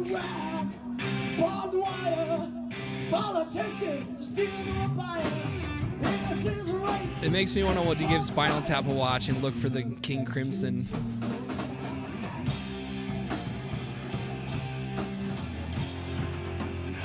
All right. I want to see one of these guys rip a little solo. Let's get into the breakdown and then we'll get out of here.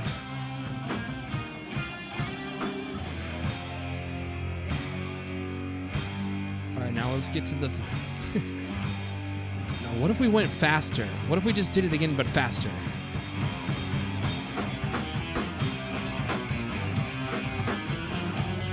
Hey, that's a play from our old playbook. Oh yeah, hell yeah! But that's the thing. This is good, you know. This is what had Jimi Hendrix hooting like an owl off stage.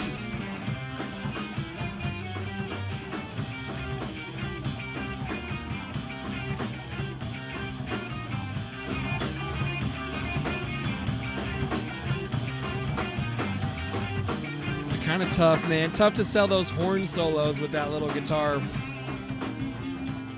They're ripping though. The GK3 and a GR55. Yeah. Hell yeah. Oh, now he's gonna shred. All right. Well, I say let's get out of here. I don't want to stick around for this whole jam because we don't got the time. We're way over time from what we wanted to do. So. Good talking, though, about some King Crimson. I think we learned a lot. I hope we never come back to this band, but, you know, we'll see. I do kind of want to learn more about guitar craft, though. You know, about his, like, course and his, like, teachings. And I kind of do want to learn a little bit more about that. So we might get some of that in some old business someday. But otherwise, Jack, anything else you want to mention? I think I'd like to get a King Crimson t-shirt and just walk around and see what kind of assholes I encounter that come up to me. Hell yeah, that's a great idea, dude. Oh, dude, is that Schizo Man? Yeah. That shit that changed my life, dude. Oh, man. Have you ever listened to Lark's Tongues and Aspic? Dude, like, you don't even hear drums for, like, the first 3 minutes. It's the craziest thing you've ever heard. Yeah. I played it for my wife, and she was like, "You're a loser," but she don't get it. Yeah. All right, man. I think that pretty much sums it up. All right, dude. So, spottingwaldo.com, Spotting Waldo, Twitter, TikTok, Facebook, YouTube, Insta, all the stuff. Anything else you want to mention, Jack? Nothing. I'm out. All right. We'll see you next time. Later. See ya.